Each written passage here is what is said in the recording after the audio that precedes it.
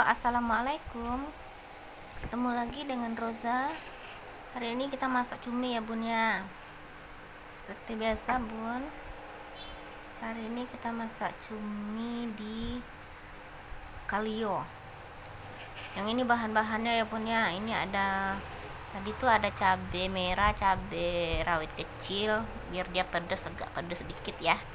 Terus ada jahe, ada kunyit, ada bawang merah, bawang putih, terus kita haluskan. Nah, kalau saya bun ya masak cumi itu dimasak dulu cuminya bun. Jadi cumi itu kan mengandung air, jadi airnya tuh kering dulu bun. Nah, nanti kalau udah airnya udah mulai menyusut, baru kita masukin nanti cabai gitu bun, tipsnya. Jadi kita kan masaknya gak terlalu lama, sambil kita nyiapin bahan, cuminya bisa kita masak dulu buat ngurangin kadar air yang ada di dalam cumi. Jadi kalau langsung kita campurin pakai santan gitu, nanti kuahnya jadi banyak dan masaknya juga agak lama bun. Nah, kalau kayak gini kan enggak, kadar air yang di dalam cuminya itu udah habis.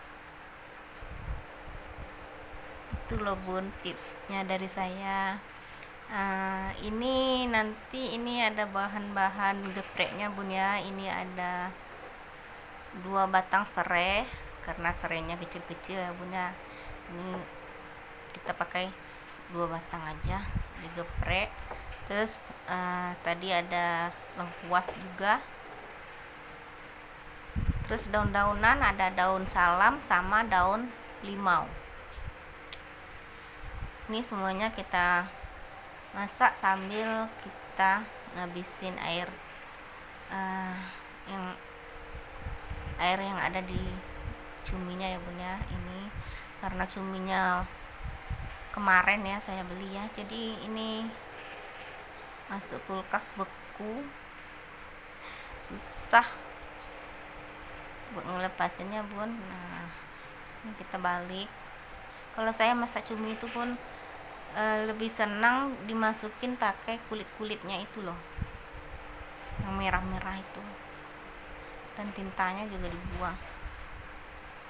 Saya nggak suka kalau cumi ada pakai tinta, lebih berwarna jadinya cuminya bu.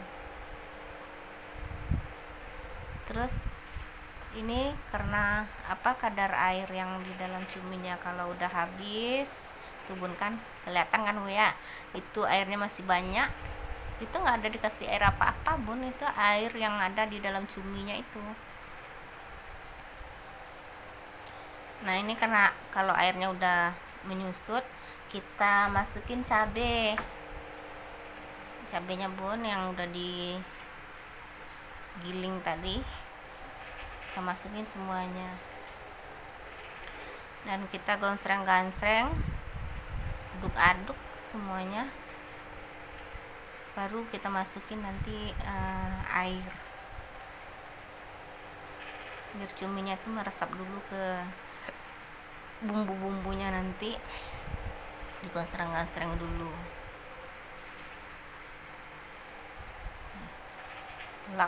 bolak-balik gonsreng-gansreng. Ini wangi kali nih bun, udah kayak gini wangi. Cuminya besar-besar, ini setengah kilo dapat 3 ekor.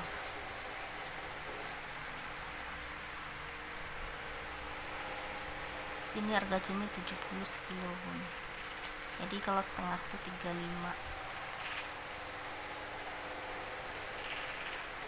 Ini digonsreng-gansreng sampai air dari pas kita blender cabai kan kita ngasih air sedikit, nah itu tuh airnya tuh. Ini gonsreng-gansreng sampai meresap ke cumi cabenya, bumbu-bumbunya. Ini nggak ada pakai ketumbar gitu loh bun. Saya tuh lebih senang kalau masak tuh bahannya yang simple enak jadinya. Kalau dikasih kemiri, dikasih apa lagi tuh, buah pala, saya kurang suka kayak gitu bun. Tapi itu tergantung selera masing-masing ya bun ya. Ini kelihatannya cuminya kan udah kadar airnya udah mulai menyusut. Ini kita masukin lagi, kita tambahin air. Tips lagi ya bun ya, ini karena tadi kita ngeblendernya nggak dikasih garam, masukin garam secukupnya, kira-kira aja ya bun ya, takutnya nanti keasinan gitu kan. Sesuai selera semuanya, selera masing-masing. Ini lagi bun, saya mau kasih tahu tipsnya biar cuminya tuh nggak alot. Nah, ini saya pakai air kelapa ya bun ya, bukan air biasa, ini air kelapa nih bun. Udah 1 cangkir blender itu kita kasih. Kalau bikin gulai juga kayak dikasih air kelapa tuh empuk cuminya bun, dia nggak alot jadinya. Biasanya kan cumi itu alot, kalau dimasak sebentar takutnya agak mateng. Nah, ini air kelapa semuanya deh bun. Habis itu kita aduk-aduk dan kita masukin langsung santan kentalnya. Nggak pakai santan itu lagi bun ya, nggak pakai santan encernya lagi, cukup santan encernya tuh kita ganti dengan air kelapa. Fungsinya biar si cuminya tuh enggak alot ya bun ya, jadi empuk. Biasanya kalau cumi itu dimakan kan per itunya ya, beruas gitu kan, kayak daging gitu, nggak bisa kalau dipotong itu kan bun. Nah, ini kalau kita masak pakai air kelapa dia bisa bun, empuk jadinya. Nih kita aduk-aduk semuanya. Ini kita masak sampai airnya sampai menyusut nanti ya bun ya. Ini kita masak dan jangan lupa sesekali kita aduk. Ini udah mendidih karena cuminya saya bukan nggak suka sih bun ya, kasihan kalau dia cuman sendiri nggak ada temannya gitu kan. Nah, kebetulan ada kentang ada 2 biji, kita masukin aja ini campurannya, jadi dia ada temannya tuh bun. Ini kan udah mulai menyusut buahnya, ini kita aduk-aduk. Kalau mau ditambahin kentang tunggu mendidih dulu baru masukin kentang, takutnya kentangnya nanti hancur ya bun ya. Dan potongan kentangnya sesuai dengan selera masing-masing lagi ya bun. Kalau saya sukanya yang besar-besar, jadi kentang 1 itu saya potong 4 aja. Ini karena garamnya tadi kurang, saya kasih garam dikit lagi. Kita aduk-aduk lagi sampai dia matang, sampai airnya menyusut dan ngeluarin minyak, nggak ada air lagi, baru kita matiin kompornya.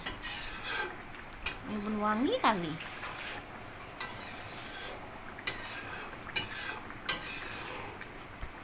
Buahnya cantik ya bun ya.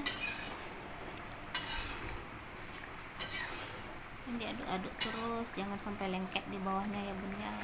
Nanti takutnya kalau lengket di bawahnya dia agak nggak enak lagi, bau angus gitu. Nih bun, akhirnya udah matang. Ini udah matang ini bun ya. Kalau udah kayak gini udah matang, kentangnya udah empuk, cuminya juga empuk, udah ngeluarin minyak nih bun. Nah, itu cuminya besar-besar kan bun ya, kentangnya juga nggak hancur. Nah, ini udah matang. Karena masakannya udah matang dan saya akhiri. Assalamualaikum. Kalau bunda-bunda ingin mengikuti resepnya silahkan, dan ikuti video-video saya selanjutnya ya bun ya. Sampai jumpa di video-video berikutnya.